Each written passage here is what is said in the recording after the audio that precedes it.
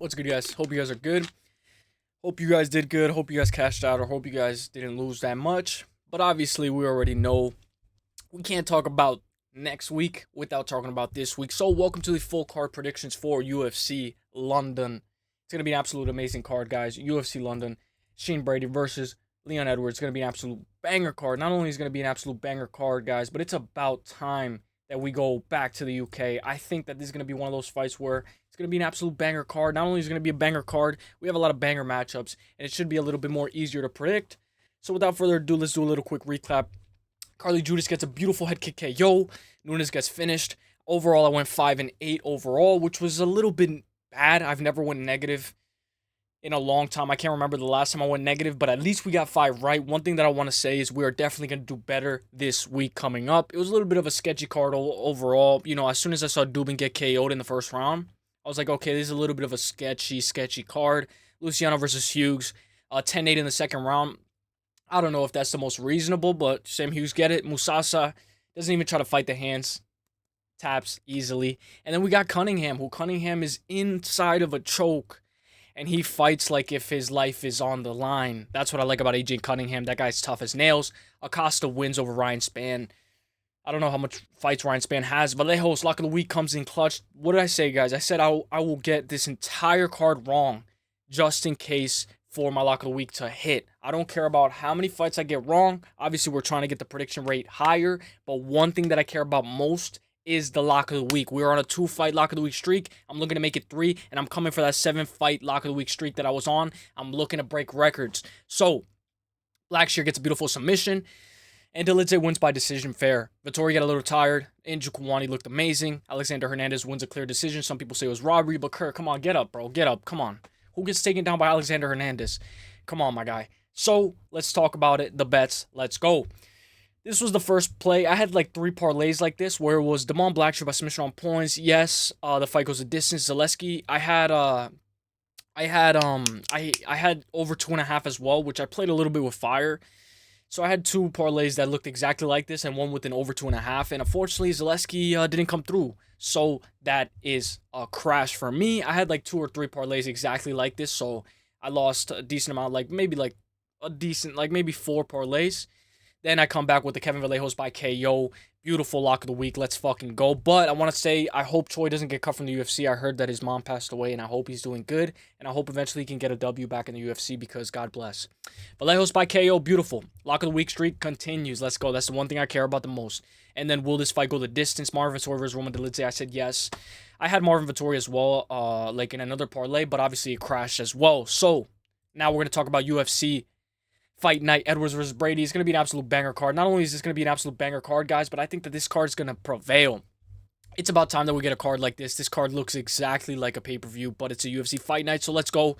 First fight of the night, Guram Kutateladze versus Fernandes. I'm very excited for this fight. Not only am I excited for this fight, but when we look at this entire card overall, there's some pretty good spots that we can maybe snipe, some good traps that we have to avoid. And maybe this is one of them. Guram Kutateladze minus 460 versus Fernandes plus 320. Not sure if the bout order will stay this way, but this is a banger opener. Guram has a good team around him. He trains with the Tybura bros. Guram has a win over Matus Gamrot as well. Guram needs to be more active. He has a great kickboxing background, good wrestling, some unique striking, and Guram is 3-2 in his last 5. Guram almost got finished badly in his last fight against Jordan Vasenik. He got dropped in the first round, but then he controlled the second and third, which is something that you're going to hear a lot because Jordan Vasenik and Guram Kutateladze are on the same card. Matched up against Fernandes. An absolute banger matchup. A great powerhouse, a freak of nature, always lunges in for strikes. Great BJJ and is a bit flashy. Fernandes win over Muhammad Yahya with an amazing round 1 TKO with beautiful leg kicks on full display. Guram isn't in his prime anymore, some can argue. Needs to blast kicks, work upstairs, and set up that TKO for the win. Guram has a new wrinkle in his game, and that is the wrestling department, which looked great against Vucenic, but he's a little bit chinny. In fact, I think he's super chinny now. I'm going to go Guram Kutateladze because of the wrestling department and the new wrinkle, but I like the plus 3.5 for Fernandes way more. Maybe an over 1.5. Fernandes plus 3.5 is what I really enjoy. I'm going to go Guram Kutateladze, but I think I might pick flip. You guys know I pick flip from Kurt Holloway to Alexander. I pick flip from Alexander Hernandez to Kurt Holloway. And we know that sometimes pick flips aren't the best, so I try not to pick flip. I'm going to go Guram Kutateladze. Eventually, I might pick flip to Kyle Fernandes because of the low kicks and the volume, and he's younger and he has more momentum. But I think the new wrinkle in Guram Kutateladze's game, the wrestling department should be able to be enough for Guram Kutateladze to win this fight by 29-28 unanimous decision. I'm going to take him by KO on points. We know Guram Kutateladze can work, and I hope his recovery is on point. Next fight, Loughran versus Nathan Fletcher. This is going to be an absolute banger fight. Plus 110 for Loughran. Nathan Fletcher minus 140. In the previous fight, Guram Kutateladze is a massive favorite. Minus 460. Kyle Fernandes plus 320. So I think that's a little bit of a sketchy, 1-800-GAMBLER type fight. You don't have to touch the fight. You don't always have to touch the first fight. Look at Dubin versus Carly Judas. I didn't touch it, thankfully, but I was going to, but I was just a little bit late to the show. Gladly, I didn't touch that fight. Sometimes you don't want to touch the first fight. Plus 110 for Loughran. Nathan Fletcher minus 140. These two have fought before in Cage Warriors, so this is a rematch, which is something that we have to mention. Kaolán lost 30-27 to Jake Hadley. Who loses to Jake Hadley? That guy's a bantamweight, losing.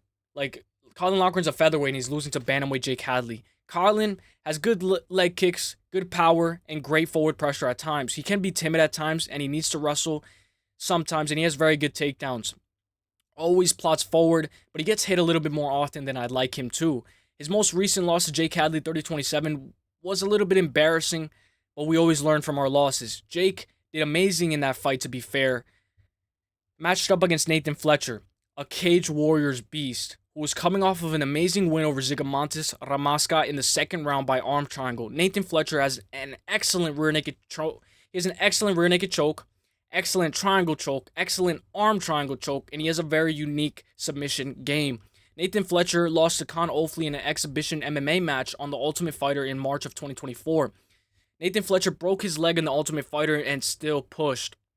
We know he comes from the Paddy Pimblett and Molly McCann camp, so I think that he surrounds himself with very good people. What I like about Nathan Fletcher is he has a solid chin, good defense, and in the striking department, this guy can find a good sub in any type of scramble if he needs to. And he has a tough heart. This guy's heart is made out of gold, and he will fight for your money. Kaolán lost to a 135-pound guy when he fights at featherweight. A little bit of a red flag. Give me the plus 3.5 for Loughran. I'm going to go Nathan Actually, you know what? I like the plus 3.5 for Loughran, but I don't think this fight's going to go the distance, in my opinion. I'm going to go Nathan Fletcher by submission round 2. I actually prefer Nathan Fletcher by submission round points. Majority Tapology is expecting that this fight goes the distance. When we look at Nathan Fletcher's game, this guy has so many unique type of submissions, and him at a minus 140, I like the money line. I'm going to take Nathan Fletcher money line. I might jump on an over 2.5, and then just to be safe, Nathan Fletcher by submission round points for more value. Let's go Nathan Fletcher. I'm going to go by second round. I'll go arm triangle. Let's go, Nathan Fletcher. Let's go. This is going to be another banger scrap. Shauna and Bannon versus Puja Tomar. When I look at this fight, this is by far one of my most anticipated fights on the entire card. Shauna and Bannon versus Puja Tomar. Shauna Bannon minus 186. Puja Tomar plus 144. Banger scrap. Ireland versus India. Shauna Bannon is a great striker, almost similar to Stephanie Luciano in a way, who we know she lost to Sam Hughes, but we know Stephanie Luciano looked very good in the striking department, and I kind of see a little bit of similarities with Stephanie Luciano and Shauna Bannon. Maybe you guys disagree, but I kind of see a little bit of similarities. She has great footwork, always looks to pressure, and she loves that in and out style, that counter-striking ability. She mixes in her pressure with her counter-striking ability. Bannon is coming off of that decision win over Uselyis Ardali, where she got taken down twice, but she still won. And that was a little bit of a red flag because you can argue that she lost that fight. Matched up against a woman who's coming off of a massive robbery. Puja is a very aggro, aggressive girl. Always yells when she strikes, and she's always looking to hurt you. Her most recent bout against Ranbi Amanda was a split decision win, but she showed that she can always pressure no matter what. She will always fight for your money, and she's the first female fighter from India in the UFC.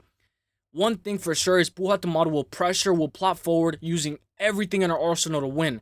Shauna Bannon, she had absolutely no answers for Bruna Brazil, who we know Bruna Brazil lost to Wong Kang by decision. Shauna Bannon, most recent win is Uselyis Ardali, who isn't the most elite. Very tricky fight. I'll go Tomar by volume, but remember, hometown crowd sometimes can play a factor. I think if we're going to go to the hometown crowd, I think the UK is going to be on Shauna Bannon's side. Minus 100 gambler type of fight. I like the over 2.5. Either fighter to win by decision. You can make an argument that both women lost their fight. I'm actually going to go Shauna Bannon. I'm going to go Shauna Bannon. I was going to go Puja Tomar, but I'm going to go Shauna Bannon by decision. Now I'm looking at it. Her reach is massive. 5-inch reach advantage. She's 1 inch taller. I expect her to be a little bit more taller. I expect her to use her range and avoid the pressure and non-stop pressure from Puja Tomar. Tomar is going to throw the kitchen sink at Shauna Bannon. I'm going to go Shauna Bannon by decision. I'll go 29-28. Let's go Shauna Bannon. Majority Tapology is going Bannon. But one thing for sure is the over 2.5. We can have a nice little over 2.5 for women's MMA as a good parlay piece. Let's go. It's going to be another banger fight. Andrey Pulyaev versus Christian Leroy Duncan. Christian Leroy Duncan's minus 570. Andrey Pulyaev plus 390. Automatically 1-800 gambler type of fight. No cap. Pulyaev has a great striking, good counter striking, and a great jab. Very defensively sound, and he works everywhere. He's very well-rounded. And in my opinion, he's 9-2 overall. And he's very good in my opinion. His most recent win is on Dana White Contender Series 6 months ago. A decision win over Liam Anderson. Liam Anderson did very well against Pulyaev, and he still lost, which in my opinion was a very good scrap. Matched up against CLD, Christian Leroy Duncan, a guy with 9 finishes and 10 wins, but he lost to Robocop, who we know Robocop lost to Jared Cannonier, but Robocop used the wrestling department against a knockout artist in Christian Leroy Duncan. One thing we have to say is Christian Leroy Duncan is a knockout artist, and he will definitely be looking for that knockout here. He's very dangerous, and he has beautiful ground and pound. Robocop started wrestling, and he had a lot better success, but I believe CLD will have way better takedown defense this time, and he needed that loss to Robocop in order to win this fight. CLD is going to enter his flow state and start working. CLD needs his takedown defense to be on point and put pressure and don't get too sloppy. I think Christian Leroy Duncan should be able to win this fight. And I'm going to go by 2nd or 3rd round TKO. I'm going to take Christian Leroy Duncan by KO or on points. I think he should be able to win this fight. Let's go Christian Leroy Duncan for the win. Let's go.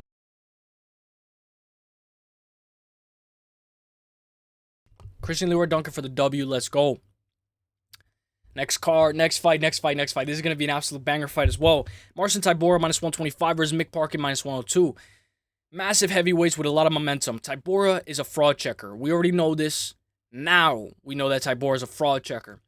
Only a year and 7 months ago, Tybura fought Tom Aspinall. Massive step up in competition. We have to remember Tybura beat Alexander Romanov when he was undefeated, and he also beat Jonathan Denise as well. This guy is the fraud checker.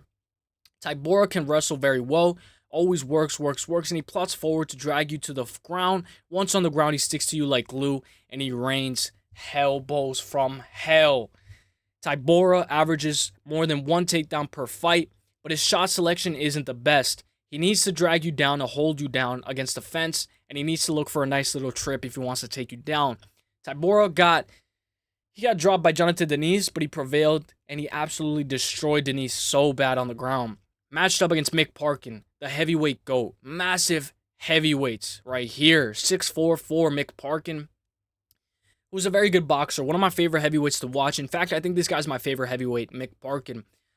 But he's undefeated, and we know that this year is the undefeated fighters losing. This is the year of the undefeated fighters losing. Mick Parkin has an excellent fight IQ, and he can mix it up if needed.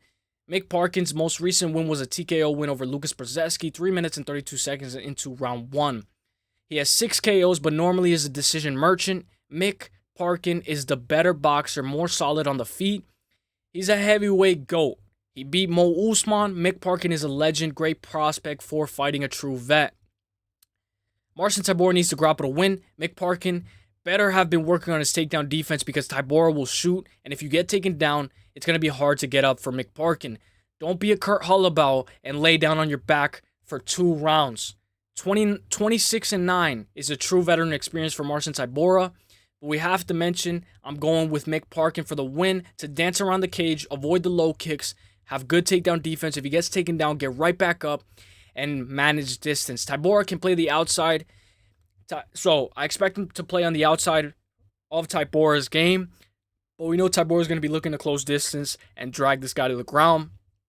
Give me Mick Parkin 29-28 by unanimous decision. He's undefeated though, which is the biggest red flag of 2025. You don't want to put all your marbles into a guy who's undefeated when a lot of undefeated fighters are negative in 2025. So, give me Mick Parkin for the win. Let's go. 29-28. Let's go, my guy. Let's go. I cannot wait for this fight. Tune in for 6 best bets and lock of the week for this Wednesday. Loughran Kavanagh minus 370 versus Felipe Dos Santos plus 265. One of the biggest favorites on the card, Mr. Kavanagh. A brilliant striker, very underrated power, speed is on his side, and he is very slick. He has great footwork, and he will definitely be faster than Santos in my opinion. He waits for the counter shot, looks for openings, and he capitalizes on it. He just won by decision 3 months ago on his UFC debut against Jose Ochaya. Loughran Kavanagh has 3 decision wins. The rest are TKOs, no submission wins. Matched up against Felipe Dos Santos, a mini Charles Oliveira, always works, and is willing to fight anyone, and he trains at shoot the box. Good volume and very aggro. Felipe Dos Santos can wrestle, but he tends to get a little tired as the fight goes on. We saw against Andrey Lima, he just won by submission last week. Andrey Lima used the wrestling against Felipe Dos Santos. I imagine Felipe to come out here the better wrestler and learn from his mistakes from Andrey Lima fight. I will expect Felipe Dos Santos to shoot a takedown, but I think he's going to be looking for the striking department as well because he thinks he can hang in the striking department, and I think he can. I think it's going to be a very competitive fight. Kavanagh needs more volume. Don't wait for the counter too much. Felipe is going to get in your face, and he's going to throw the kitchen sink at you. Kavanagh by KO on points for me. Speed is the main factor, mixed in with leg kicks and more volume. Kavanagh's keys to win. More volume, speed, and low kicks. In my opinion, I think he needs to be more defensively sound, and he needs to be aware of Felipe Dos Santos' pressure. I'm going to go Kavanagh. Kavanagh's fairly new to the UFC. I'm going to go by KO on points. Seems like the over 2.5 might hit in this fight. I'll go Loughran Kavanagh by 29-28 by KO or on points just in case, but I'll go 29-28. Let's go, Kavanagh. Let's go. Next fight on the card, Jai Herbert versus Chris Padilla. It's going to be an absolute banger fight. I can't ask for a better card. Jai Herbert minus 132, Chris Padilla plus 104. Jai Herbert is 2-2 with 1 draw in his last 5. That draw being to Ludovic Klein, which is not that bad of a loss or a draw. Jai Herbert is a veteran, in my opinion. A good counter striker, good high kicks, and he has good boxing and is willing to fight anyone. I prefer Herbert at 155 than at 145.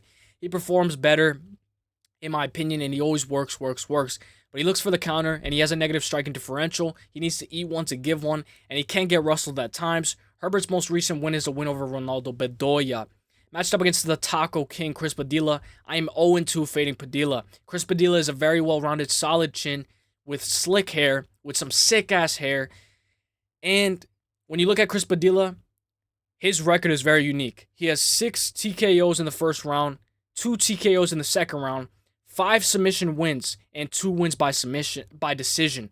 So, he is an absolute finisher. Taco Padilla has a chin made out of granite. Super exciting to watch. His most recent bout he was beating the shit out of Rongzhu, and it led to a doctor stoppage. Herbert has a weak chin. I think it's going to get tested here. So, good boxing, good grappling, and he needs grappling for his fights. I don't know. I'd be surprised if I see Jai Herbert shoot a takedown. Honestly, I'd need Chris Padilla to have his takedown defense on point just in case. And I'm going to go with the underdog, Chris Padilla, to win this fight. Taco Padilla to win this fight by KO on points. And I love the money line. Got a plus 104, Chris Padilla to win this fight. Let me know who you guys got, because this one's a little bit of a crazy fight. I'll go Chris Padilla for the win. My most anticipated fight on the entire card, Nathaniel Wood versus Morgan Charrier. Morgan Charrier is an absolute beast, as well as Nathaniel Wood. Nathaniel Wood plus 138, Morgan Charrier minus 178. Nathaniel Wood is a beast. Man, this fight is a highly anticipated match for me. Finally, I can't wait for this good scrap to just sit back, eat some good popcorn, and watch this fight. Nathaniel Wood is a great striker, especially in the pocket.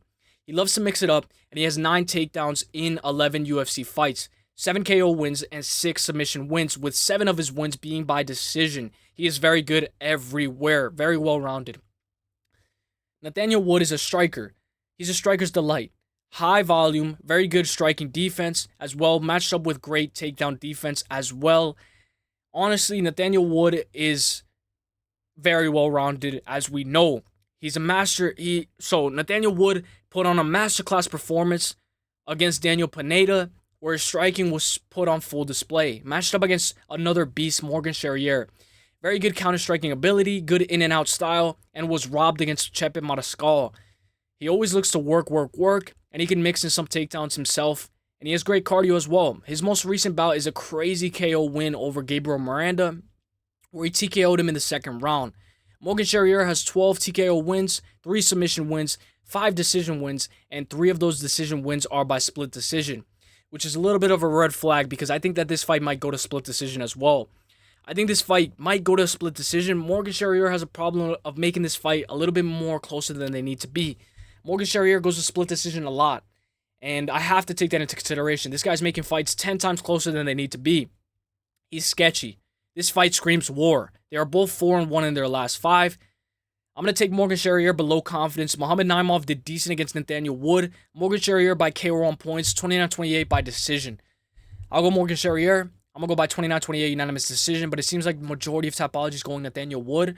If you guys like Wood, he's the hometown favorite. I mean, he's the hometown crowd favorite. The crowd's going to be going crazy for him, and he's always going to fight for your money. I think over 2.5 is perfect here. Maybe plus 3.5 on either side, just in case if you want to play it a little safe, because this fight more than likely goes the distance, unless there's some crazy type of finish. I'm going to go Morgan Charrier, the last pirate, but he tends to make fights a lot closer than they need to be, so low confidence. Let's go, my guy. Let's go. It's an absolute banger card. I can't believe we're already on the main card, guys. Let's go. Jordan Vasenik versus Chris Duncan, an absolute banger scrap. Minus 370 for Jordan Vasenik.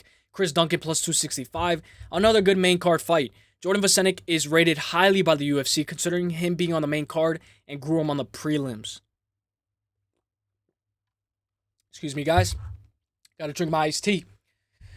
Jordan has more tasks than anyone on this card. Jordan is getting better, and he's only 13-3. Kind of looks like a little bit of a Roman Dolidze record. You know what I'm saying? Like he's getting his groove. Jordan has 2 TKOs on his record, 6 submission wins, with 5 of those sub wins being in the second round. 5 decision wins, 3 split decision wins, and we know Vasenik fumbled the bag so hard against Guram Kutateladze, as we talked about that earlier. It was his UFC debut, it was short notice, and it was up a weight class. Matched up against Chris Duncan, a tough warrior who can get dropped and he comes back. He springs right back up after getting dropped. This guy's recovery is insane. Chris Duncan is 12-2, 7 TKO wins, 2 submission wins, and 3 wins by decision. Chris has great recovery, always springs right back up like a spring, and that's what I like most about him. He's always looking to pressure, and he has great ability to just make fights into a dog fight. He has 10 takedowns in 5 fights, but he can't hold you down if his life depended on it. Chris Duncan is coming off that beautiful submission win by guillotine choke over Balahi Oki. I think Chris Duncan will look for a sub here. He was losing against Oki and still managed to win. Jordan is a massive favorite for having not even a single win in the UFC, but I think he needed that fight against Guram Kutateladze in order for him to win this fight right here. He's gotten a lot better, and I expect him to look 10 times better this fight. I think he knows what's coming, and I think he's prepared, but Duncan is very durable. I'm going to go Vasenik by decision. Obviously, we could go by KO on points, double chance to be safe. I like Jordan Vasenik, 29-28 by unanimous decision. Jordan has a win over Morgan Charrier by split decision in 2021 on Cage Warriors, 122. So that's something that I really like to look at. When there's 2 fighters that are fighting on the same card and they fought each other, like Nathan Fletcher and Colin Loughran, Jordan Vasenik, Guram Kutateladze, Jordan Vasenik, Morgan Charrier, we can kind of figure out what we're doing with our plays. I'm going to go Jordan Vasenik, and I'm going to go Jordan Vasenik by 29-28, unanimous decision, maybe by KO on points, but a lot of people like his submission game. In fact, you can take him by submission on points. I'll go Jordan Vasenik by submission on points because I don't think he's going to be able to knock out Chris Duncan. Chris Duncan is very tough. Let's go Jordan Vasenik by 29-28, unanimous decision. Let's go, my guy. Let's go. An absolute banger card, guys. Main card. This feels like a Lasmin Lucindo, Amanda Lemos type situation. Molly McCann versus Alexa Theniara. The Alexia Theniaria, correct me if I'm wrong, is a minus 196. Molly McCann plus 152. New matchup. A completely new matchup. Molly McCann has a switch up in competition. A massive switch up from her previous scheduled bout with Estela Nunes. Now matched up against an absolute beast from Brazil, Alexia Theniaria. Brand new opponent makes this 10 times more difficult, especially on short notice. Molly McCann being an underdog seems reasonable, but we have to do tape study. I looked at my tape study on Alexia, And I think this fight's a lot more closer than the odds are making it out to be. She's a good boxer, looking to strike, good leg kicks, and a hell of a spinning back elbow for Molly McCann. She can generate so much power from that spinning back elbow. In fact, she has 2 TKO wins by that spinning back elbow over Luana Carolina, who we know is on a beautiful win streak, and Hannah Goldie. Molly McCann got so much better shape, but it seems like she needs to be more technical and calculated to win this fight. We know that she got into a lot better shape than what she used to be. Molly McCann has 6 TKO wins, 1 submission win, and 7 wins by decision. It's going to be a little bit of a Molly McCann by KO on points type situation if she wins this fight. Matched up against a Brazilian beast with only 1 loss on her record, being by guillotine submission in the 3rd round. Alexia Tharinana has 1 win by KO. Her bread and butter is her sub game. She has 3 submission wins in the 1st round and 3 submission wins in the 2nd round, and 4 wins by decision. Alexia will be making her UFC debut against the hometown favorite. She throws bombs, leaves her chin in the air, always pressures, and she will be looking for a good trip to take you down. Her record is very good. Honestly, Molly McCann needs to be more calculated. Don't slug it out, and don't spam that spinning elbow. They're going to stand face to face, and they're going to go right to war. If Molly is going to win, she needs to wrestle, and don't spam that spinning back elbow. But we do know that if you're going to wrestle against Alexia, I don't think it's going to be the best plan because Alexia has very good submission game. With this fight right here, it's going to be a 1-800-GAMBLER type of fight. I recommend you skip this fight. I'm going to go Alexia, but I think this fight's a skippable fight. You don't have to bet it. Maybe an over 2.5 is the play. Alexia by decision, but if Molly wins, the whole crowd will go absolutely crazy. Who's to say you can't sprinkle on a dog and then take Alexia? Maybe take the plus 3.5 for Molly McCann. In my opinion, I'm not going to bet this fight. It's a 1-800-GAMBLER type of fight. I don't think this fight's that type of fight where you kind of want to. You're not going to gain any value from this fight. Maybe money line on either side is very good. A plus 3.5 would be good if this fight goes a distance, but it's going to be a very hectic fight that keeps you on the edge of your seat, and it's going to be a very sweaty fight. I'm going to go Alexia by decision, 29-28, but we can take her by submission on points for more value. Let's go, Alexia. Kevin Holland versus Gunnar Nelson, absolute banger scrap. Let's go. 45-70, 45-70, 45-70. I'm not sure if Holland needs a paycheck or what. He's going to the UK, in enemy territory, fighting a fight that isn't favorable for him. But we're going to find out if it's favorable for him or not. He just fought RDR, Reiner de Ridder, a month and 3 weeks ago, which is a very fast turnaround. Holland's most notable win that can maybe help him is his massive TKO win from bottom over Jacare Souza. When we saw that fight with Kevin Holland, Jacare Souza was controlling him, and Kevin Holland was able to get a TKO from the bottom ground, which is something that we don't see a lot. But we know Kevin Holland used to always work on his back. He's always going to throw something, not submissions, but he's going to throw something crazy in order for you to get off of him. Holland is an excellent striker. He's a vet. He's a long sniper, good management of range, and an excellent counter striker who has fought the who's who of both middleweight and welterweight. He's fought guys like Jeff Neal, Jack Della Maddalena, Michael Page, Hamza Chimaev, and Stephen Thompson. He's always in a competitive fight unless you take him down to the ground to wrestle. He most recently lost to Reiner de Ridder and Roma Dolidze in the 1st round. The Dolidze fight, he broke his rib in that fight, to be fair. But against RDR just absolutely mauled him and he exposed his submission defense. Excuse me. Holland needs to be more consistent. I don't know if he still loves this game as much as he used to. Almost like a Bobby Green situation, just collecting checks. Matched up against Gunnar Nelson. A man who I've never seen fight live, but boy am I excited to see this guy fight live. Honestly, he's very notable for helping Conor train for Aldo in 2015. Gunnar Nelson is someone who I always hear good things about. Inactivity is his biggest issue. Gunnar has an amazing sub game, a good blitz, solid kicks, and a solid takedowns. He just needs better takedown selection in my opinion. He doesn't really have the best takedown selection. He has good takedowns, but his timing needs to get a little bit better for his takedowns. He can transition very well, and some people have shot on Gunnar and they've taken him down before. I like Gunnar's double leg. I think it's the most reliable. Gunnar has a negative striking differential. Gunnar hasn't fought in 2 years. His most recent win is over Brian Barberena. 1st round armbar submission. And prior to that, he beat Takashi Soto. Gunner's notable losses are to Gilbert Burns, Leon Edwards, Santiago Ponzinibbio, and Damian Maia. Gunner is 36, Holland is 32, which is crazy. Gunner has 10 sub wins in the first round, 4 submission wins in the second round, 3 wins by TKO, and 2 wins by decision. I'm going to go Gunner Nelson by rear naked choke. This fight is at welterweight. Holland might look huge compared to Gunner Nelson. I hope Holland doesn't get cut from the UFC. Holland has gotten taken down by Marvin Vettori, Derek Brunson, and Thiago Moises, who all use wrestling. With this fight right here, guys, I'm going to go Gunner Nelson by rear naked choke. I always try to predict the type of submission. I'll go by rear naked choke. This guy's an amazing sub game. The only thing is he's older by 36. He's 36 years old, inactivity, and we don't know how he's going to look. He could just get clocked and boom, Kevin Holland's back in the win column. Give me Gunner Nelson by rear naked choke. Let's go. Up the card. 6 best bets and lock of the week dropping Wednesday. Jan Blachowicz plus 190. Carlos Ulberg minus 250. A very good co-main event. Way better co-main event than last week. Zaleski versus Chidi. Chidi bang bang, Chidi bang bang. Jan Blachowicz, former light heavyweight champion of the world. Jan is a very good striker. He's very good. He has very good leg kicks, and he has a very underrated blast body kick, which he used on full display against Dominic Reyes to win the belt. Vacant light heavyweight belt. His wrestling is very underrated. He's used his wrestling against Poatan and Israel Adesanya. I think Jan definitely tries to wrestle here.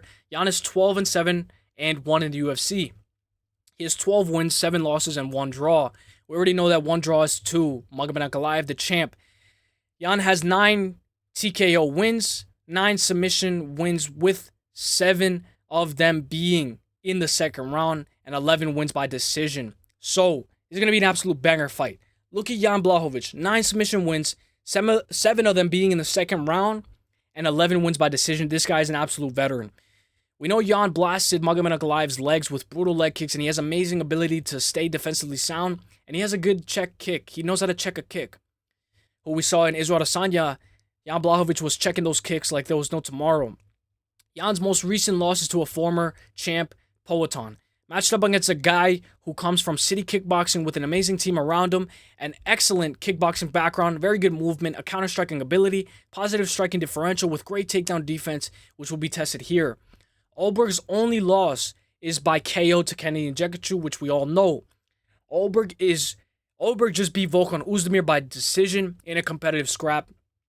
Ulberg is fighting a UFC former champion, and this is the first time in his career that he's doing it. The last time Jan won was over Alexander Rakic, which was a little bit of a injury. It was an injury. Jan Blachowicz has a longer reach by 1 inch, but is shorter by 2 inches and 10 years older. Jan can wrestle here, but he tends to gas when he wrestles. City Kickboxing has over 25 minutes of data to study from Israel Adesanya versus Jan Blachowicz. I want to pick Ulberg by decision. Maybe he can replicate his performance against Volkan Oezdemir, but he was getting a little bit hit too much in that Volkan Oezdemir fight. But it was a clear decision for him. Honestly, I expect him to have a higher volume, blast body kicks, low kicks, and dance around the cage for 15 minutes and win a close decision by 29-28. Carlos Ulberg by KO on points, over 2.5, and the Jan Blachowicz plus 3.5. I like the Jan Blachowicz plus 3.5. It seems like the bookies are favoring that this fight goes a distance. Take by KO on points if you're on either side. But the plus 3.5 should be good for Jan Blachowicz. I like Carlos Ulberg to win this fight. And Israel Adesanya should be helping him to have a good display. And they have a lot of data. I think City Kickboxing is not on the, pinnacle of their career, or they're not in their prime. Not a lot of them are in their prime, but that doesn't mean that Carlos Ulberg can't win this fight. Give me Ulberg by decision. I'll go 29-28. Let's go Ulberg. Let's go the Black Jaguar. Let's go. It's going to be an absolute banger fight. Main card time, baby. Let's go. Leon Edwards versus Sean Brady. It's going to be an absolute banger fight. Plus 122 for Leon Edwards. Sean Brady minus 156. A banger main event. I wish it was Jack Della Maddalena fighting Leon, but we still have a good scrap ahead of us. Leon was very cocky in the build-up against Bilal. I remember him being in the elevator with Bilal Muhammad and making fun of him. Boy, did that age like milk. One can make the argument Leon isn't the most consistent. Leon is a very good striker. He has sharp elbows, a good blast body kick, just like Jan Blachowicz, good low kicks, and a very good inside trip. He hit on Kamaru Usman in their second fight. Decent top control as well if he ends up on top. Averages more than 1 takedown per fight. He took down both Kamaru Usman and Colby Covington, who are both good wrestlers. I believe he got a takedown on Belal Muhammad. I believe. I remember the 5th round like it was yesterday. He busted up Belal's face last couple of seconds in round 5. Leon has 7 wins by KO, 3 submission wins, and 11 wins by decision. 2 of them come by split decision, which is a little bit of a Morgan Charrier situation. You know, if you're going to split decision a lot, it's because of your low output. Or because you're making the fight way too close. Excuse me. Matched up against a guy with a decent amount of momentum. A guy with, in fact, only 1 loss in his entire career. Sean Brady. A very elite grappler with wins by guillotine, rear naked choke, arm triangle choke, and of course he loves that good old-fashioned Kimura. Sean Brady can bleed easily at times from his nose. We know Sean doesn't do that well with forward pressure, and when he's on the back foot, sometimes his cardio can be a little bit of a red flag, but he just went 5 rounds with Gilbert Burns for the first time. Gilbert Durino Burns. Sean Brady averages 3 takedowns per fight. His most recent bout was a Fury Pro Grappling 12. Was at Fury Pro Grappling 12. He won by guillotine over Richie Martinez. Sean needs excellent cardio, needs to do better moving backwards, and he needs to watch out for that question mark kick because you know damn well Leon Edwards is going to throw that after his left hand or after his 2. He throws a 1-2 question mark kick. Leon was getting wobbled by Belal, and he looked like he gave up in that fight. But when Leon is on point, when he's on his 10 toes, this guy is the most accurate, most unique striker I've ever seen. Leon Edwards takes 1,000 pictures at times, but when he enters his flow state, you can see it in his face. You can see how he feels just in his face. Leon Edwards is very, you can see his expression on his face. Leon Edwards, he doesn't have a good poker face. Leon Edwards has sharp elbows and is excellent in the clinch, good knees to the head as well, and he can sometimes cruise to a decision. Leon Edwards is like a mystery box from Black Ops, Zombies. We don't know what we're going to get. Am I going to get the teddy bear? Am I going to get a ray gun? What am I going to get with Leon Edwards? You know, it's Black Ops. I'm throwing the mystery box. Leon Edwards, what are you going to give me? Are you going to give me a ray gun, a teddy bear, a mystery box? What is it going to be? It's going to be an absolute crazy fight right here. Let me see if the camera can focus. My bad, guys. All right. Both of these guys are Belal's son. The pick is going to be Sean Brady by sub points. Leon did better against Belal than Brady did, but styles make fights, and we'll see how this one ends up. Leon showed up against Usman, and he showed that he can consistently defend takedowns, and he's the better striker, and he's more versatile on the feet. And if this is just a straight-up striking department, straight-up kickboxing war, Leon Edwards wins this fight all day. I'm going to go Brady by submission or on points. I'm going to go Brady by 49-46, 48-47, and 48-47 unanimous decision. Let's go Sean Brady. We know he just had a kid, guys. So his wife is going to be rooting for him, obviously. But, you know, sometimes when you're a dad, you get 10 times better at fighting. Let's go, Brady. Go into enemy territory. Get acclimated. Get ready. Because I imagine this to be a high-level competitive fight. And your cardio needs to be on point. You better have been working on your cardio, boy. I expect your cardio to be better than the Gilbert Burns fight.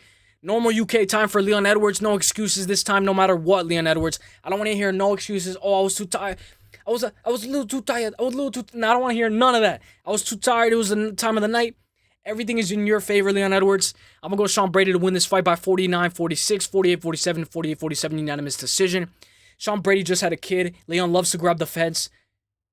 I expect Leon Edwards to try to maybe some eye pokes, maybe some fence grabbing. He's going to get away with it. He's in his hometown crowd. Let me know what you guys got. Let me know who you guys got. I got Sean Brady, 48-47 unanimous decision, 49-46 and 48-47. You guys like this card? Let me know. Tune in for 6 best bets and lock of the week on Wednesday. Hope you guys enjoyed this one. Let's fucking get it. Let me know who you guys got. Let me know your favorite dogs. And tune in for, of course, Wednesday, 6 best bets and lock of the week. I'll see you guys in the next one. Let's get it. Let's get it. Let's get it. Peace.